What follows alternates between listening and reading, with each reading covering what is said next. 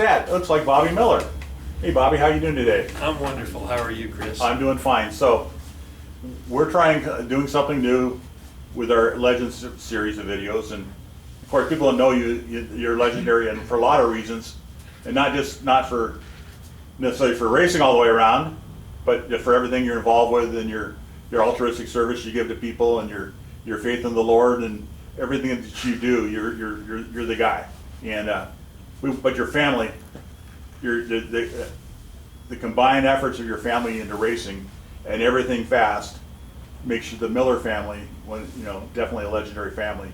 And as the patriarch, we get to hear the story. So tell me about yourself. Where were you born? Well, I've been in Phoenix my whole life. I grew up here. My father was born downtown Phoenix, so I'm a second generation native of Phoenix. But What hospital? I was born in Altadena, California. Oh, technicality. My father was a bricklayer, and work was slow here, and he had to go over to California to pick up work with a company called Knoll Plastering. And he had gone over 2 years before, and while he was over there, my mom gave birth to my sister. So I have a sister and myself were born in the same hospital room in Altadena, California, but we've never lived anywhere but Phoenix our whole lives. That's kind of like It was weird. whether you have a birth certificate in question then, right? Yeah, we're gonna bribe you with that down the road. That's where you get the way you are. So I was born in California, but I've been here my whole life and have always stayed here. And I know you went to Alhambra, I did. and they were the Lions. Yes, sir. And in school, were you athletic? Yes, Play sir. sports? Yes. What sports did you play? Well, I played, there's still splinters in my butt from riding the bench. I was the hamburger squad for the football team all the way through. And so when you look at Rudy and how he got beat on, that was me. I was beat on for the whole time, but I was never anybody important on the field. But I was the school's high jumper. And so I was also ran track, and when I wasn't working hard enough at track, the coach, who didn't really like me an awful lot, made me run the mile just out of punishment whenever we had a meet. And so I ran a bunch of the miles, but never really What loved wasn't it. your favorite? Oh no, but So- high jumping was my favorite. So and you're I a was tall able guy. to shine. How tall are you? 6'4". Okay, me too. So when I graduated high school, in football I tried, I was about 5'11" when I graduated high school, and after high school I grew another 5 inches.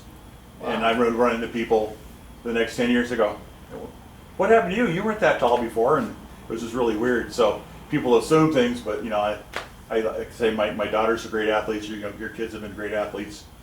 I just tell people that greatness can skip a generation. So, and my mom was an athlete as well. So, yeah, it's a good thing. I know that you've besides your racing endeavors, you're with your family. You've coached teams, Pop Warner teams, and been the guy there to help out. Always volunteering, trying to make it better, not just for your kids, but all kids in general. And that's one of the things that I love the most about the person that you are, is that you're always trying to help the other person out, and something to be very proud of.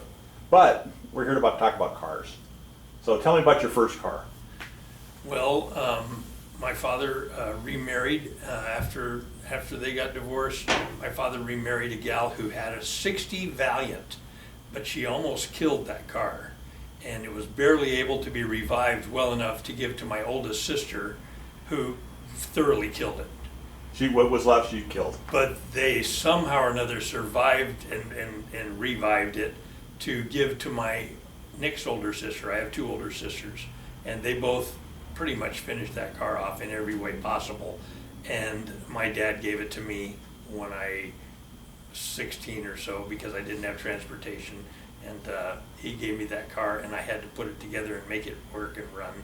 And that was where I learned a lot of mechanical skills, because I had to find a way to get to places if I wanted to go someplace. And quite frankly, at one point in time, I had to replace an ignition switch. The ignition switch, I didn't think to disconnect the battery. And I pulled the ignition switch out and pushed it back forward towards the dash, which was all metal, and it shorted out. And the car started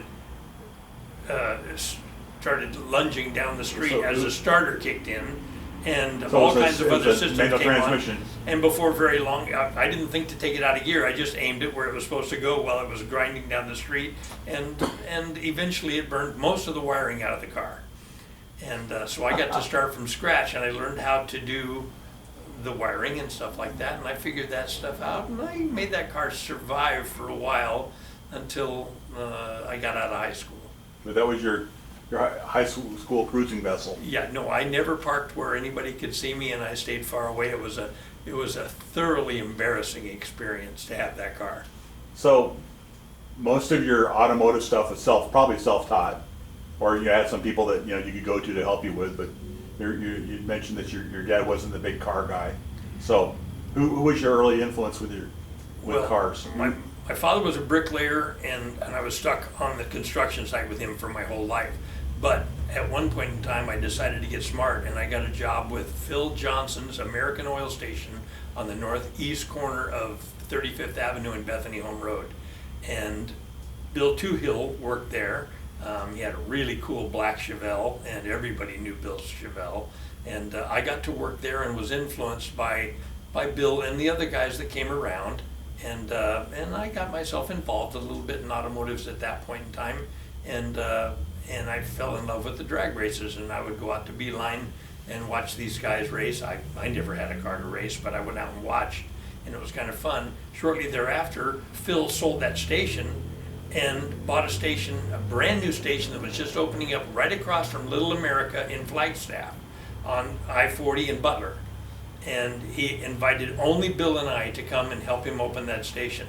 And I looked at my wife and said, who was my girlfriend, said, I'm going to go to Flagstaff. Do you want to come? We could get married and you could come up there. And anyway, we did. And it worked out. And so we've been married since we were just out of high school. And So that's about 14 or 15 years now, right? 55 years as of October 1st last Congratulations. year. Yeah, that's a long time. And she's been wonderful. That was the best decision I And your ever wife's made. name is? Janice. And that was easily the best decision I ever made. But while I was up in Flagstaff, I had to work 2 different jobs. So I worked at the Phil station and another station, and the Winter Nationals were on, and it was freezing cold, and I just said, let's just go down. So we took our car and went down to Phoenix and watched the Winter Nationals. And while we're sitting in the stands, we looked at each other in our shorts and t-shirt, and knowing we're going to have to go back up to Flagstaff, which was 12 degrees, and I just said, do you really want to go back to Flagstaff? And she said, no, I don't. And we already had a child on the way, and so we came back here to the Valley and have been here ever since. But it was drag racing that brought us back to the Valley, to the warmth. And she kind of fell in love with certain cars. It was fun to see the colors and the parts and the people and the personalities, and it was really kind of cool. Never seen anything like that walking through the pits. And so she kind of fell in love with drag racing with me. She's a neat lady. That's awesome. She didn't hold you back, or as you move forward, when your son started racing, your family started racing. Because I don't know that your daughters ever really raced a whole lot, but I know your sons did. Well, I went from there. I went right back into the masonry business because I needed to make some money. We now had a family, and I needed to have a home, and I needed to have the things that married couples have. So I went back into masonry, and then at the age of about 21, I started my own company, and I did that until the age of about 26. Well, at the age of 26, I built a big high school in Joseph City, Arizona, but the general contractor went bankrupt, as did I instantly. And as a 26-year-old, I'm staring at my books and I'm staring at my family, and I'm going, I don't know what to do, because I really didn't want to operate that deep in the red. I don't like bankruptcy, so I didn't file bankruptcy. I paid off my bills, but it took 7 years. But I went right into the real estate business, and in the real estate business, she noticed something about me. I was very busy and things went well right off the bat. But I kind of had an issue going, and she could see it. And she said one day, take me for a drive, we're gonna go buy something. I said, I don't, just go get it, whatever it is, just if you want it, go get it. She goes, no, I need you to come for a drive and go get it. And she drove me. We were living in Moon Valley at the time. We drove down to 35th, to 19th Avenue in Thunderbird, and there was a Camaro with a ding in the front out on the street, and she said, "Buy that car for me and build it."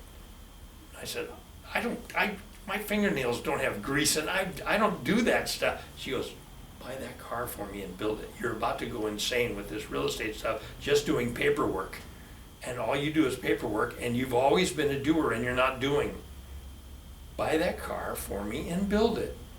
And so I bought the stupid car, brought it home, and put an engine and transmission, rear end, stuff like that in it, and we built it. And the boys grew up with that.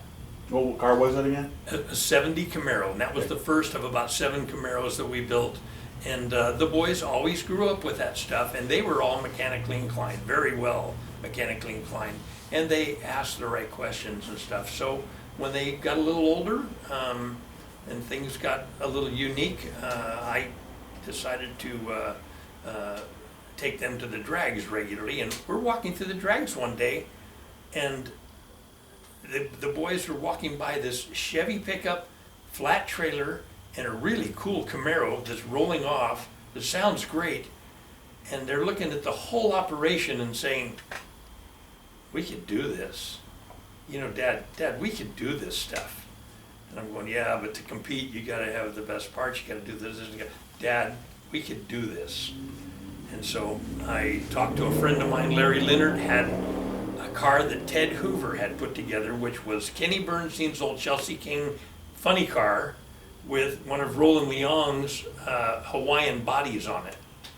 And I bought that chassis and car from Larry Leonard, put it on a trailer and brought it home, and my wife cried because she saw what was going to happen. And the long and short of it is I told the boys, "There it is, build it, and we'll go racing." So tell me about your overall family, boys, girls. How many kids do you have? I have 6 kids. My Okay. oldest is a daughter, and she wants to go down the racetrack, but has never done so yet.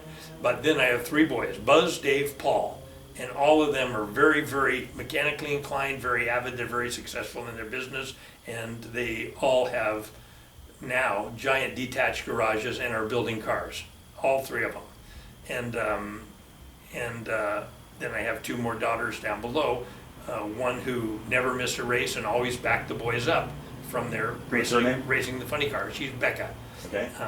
So there's Bobby, and then Buzz, Dave, and Paul. Bobby's my daughter, Buzz, Dave, and Paul, and then Mandy and Becca. Mandy's a psychiatrist, and Becca is a traveling nurse.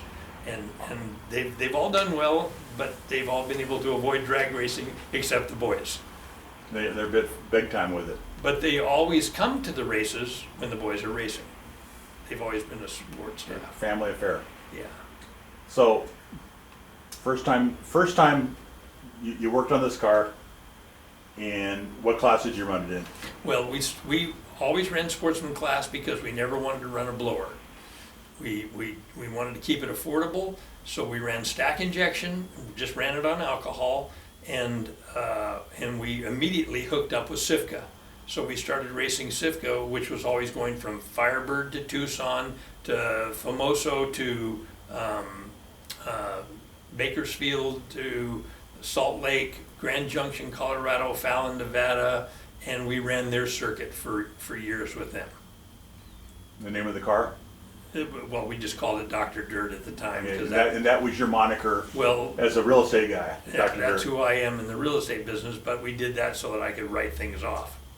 Well, you were advertising. It said fair right. Correct. Yeah. People have to know who Dr. Dirt was, and you definitely had a lot of success. It said West USA Realty on the car and stuff. It said what we needed to for tax purposes, but since then it's just been wannabe racing, and there's no more Dr. Dirt or any of that stuff. The boys have since built a couple of more cars. Buzz bought a car from Danny Townsend, who he took second place nationally in a top alcohol funny car, and Buzz bought that car from him and campaigned that one for quite a while. And right now they're building a car that Halcanode built a special chassis because the boys are a little bigger. than the average Your, person. your family are all quite tall. And to fit in Kenny Bernstein's little chassis for as many years as they did was very uncomfortable, but they figured it out. You know, desire will get you in a car. And Hal Canode built them a chassis with a big, wide shoulder loop, and it's in the process of being completed in Buzz's shop now. And we're going to run Funny Car Chaos. That sounds like a lot of fun. You're going to put a supercharge on it? No, Just run nitrous and alcohol, no right? nitrous. Oh, man. No nitrous. God, you don't have any fun. Well, let's put it this way. Right now, one of the fastest unblown funny cars in the whole place is running in the sevens, just 780s or so like that. We've run 780s already.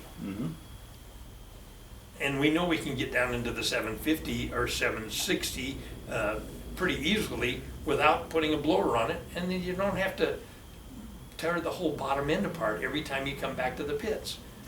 So You just run the valves and check Funny Car it. Chaos is 8th mile though, isn't it? It may be, yeah. They do both. Okay. They do both. But the tracks, the boys have now moved to Oklahoma and Texas, and there's between the two facilities where the boys are up in Blanchard, Oklahoma, and where Paul is in Springtown, Texas, there's 3 drag strips right there that run regularly. Yeah, great. And we have the ability to go and race anytime we want. So, The Motorplex is getting ready to have their Chaos race. They're coming up soon. So yep, and in April they have another Chaos race, which we'll go to, but we won't have a car yet ready. I don't think the boys have that much done. I haven't been in their shop yet for a while. So I'm smiling. We talked about the chassis with the big hoop in it. You know, in the '80s we had the dragster, and I said I'll never build a car I can't get into. And whoever would ride in that car, other than me, looked like they were sitting in a love seat. Yeah. You know, all sorts of room, but hey, you got to be comfortable. That's exciting. So, what bodies are going to have on it?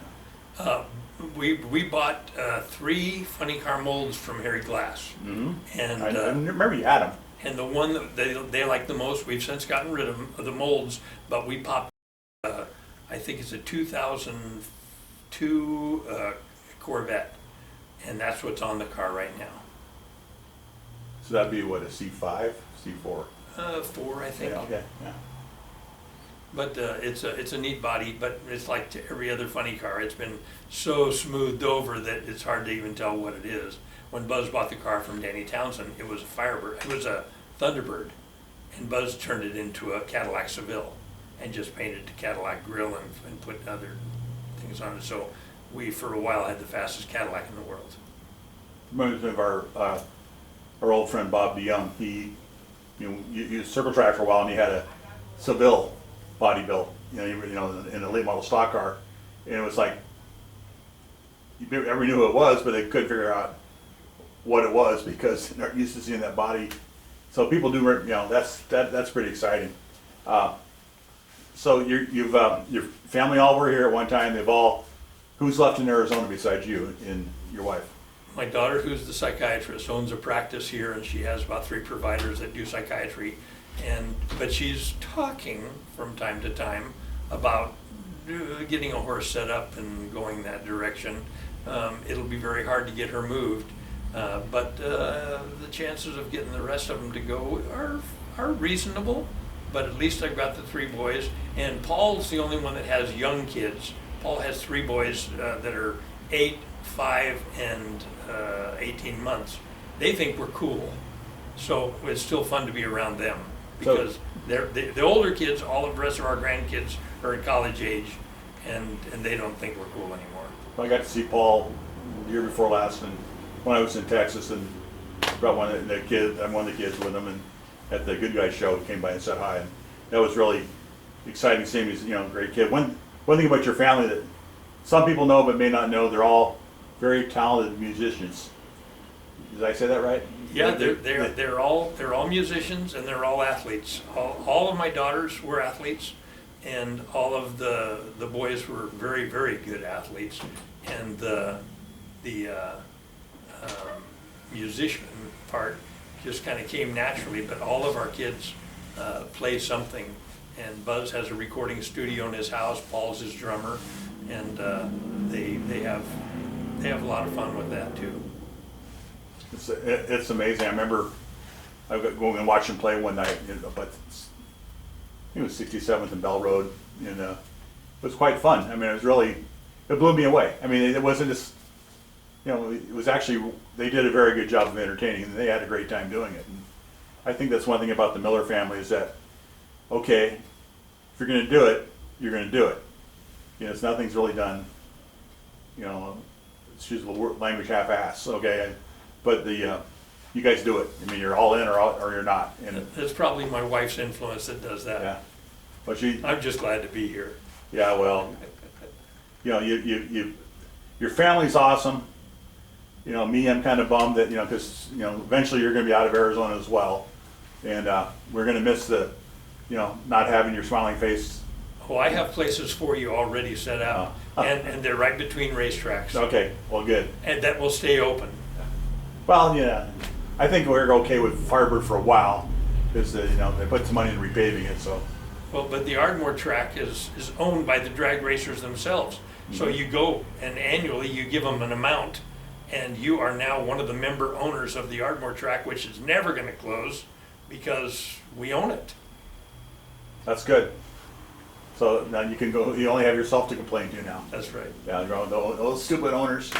Well, we don't have to deal with Indian tribes and stuff like that, which becomes mechanically challenging. Well, it's, a lot of people don't know that, or may know, but they don't know the behind the scenes that, we were in the process of wondering if we're going to lose Wild Horse Pass, aka Firebird Raceway, a few years ago, and Bobby, along with John Sands and Nick McGurr, all stepped up. And we had a kind of impromptu Facebook page and Project Drag Strip on Facebook. It's now called Support Your Local Drag Strip Arizona, but we did a lot of research looking into what it would take, and what our main purpose was to keep people from bad-mouthing everybody and keep everybody calm, because there's so many rumors that recycled themselves that were just rumors that weren't true, that And it turned out very well as a result of mostly the efforts you guys did. Well, we were very, Chuck Sundstrom, he funneled me a lot of information that we decided to keep to ourselves, and we did, but it helped us keep everybody in direction and kept the pressure off of people. But I'm really happy with had to work on that committee with you, and you did it because, once again, altruistically, your passion for doing the good thing for other people, and your own passion for racing. But you definitely you wanted to be there for other people, because I think by then you already had an exit plan for Arizona. So, anybody you want to thank? Everybody in the racing industry. There's no nicer people anywhere. If you're in the finals against somebody who's extremely competitive, he will still tear his trailer apart to get a part for you to make sure you can make the pass. It's just a fantastic community. The competitiveness is to bring the whole group better, and a rising tide raises all boats, and that's what drag racing is. It is the greatest rising tide there's ever been, because all the boats come up. Everybody benefits by the efforts of others, and we just love that about it. Where a lot of sports and a lot of competitive athletics, etc., are we good, you bad. That's not the case with drag racing, and you learn to love all your competitors. In our CIFCA organization, there were 1,000 times where one trailer was torn apart to get somebody else up and running to come compete with us all, and it was just too much fun to watch that syndrome. And I would love to thank everybody in the racing community, people like you who own speed shops that kept us busy and kept us broke, and those kind of things were very beneficial as well. Well, the great thing about the performance aftermarket, a lot of people said it, but John Menzer, my friend John Menzer, instilled this upon me years ago, is that it's all about people buying parts they don't need to impress people that they don't know, and they buy with money they don't have. Just like, what a wonderful thing to be in, right? It is. So you try to, Adam Carolla, a comedian, and podcaster, he's been known to say the reason the performance aftermarket is the reason why the Taliban hates us. We're so, how do you do this with cars and have so much fun? Yep. It's been a wonderful, wonderful deal, and I've been very blessed to have you as a friend and a confidant, and somebody that's been in my life, you and your family, and I'm not very happy about you leaving. Mutual. Well, thank you. I'm not very happy about you leaving Arizona, but I truly respect what you're doing and happy for you, and hope the Heavenly Father brings you all the very best. He always has. Thank you Okay. very much. Thank you, Bobby.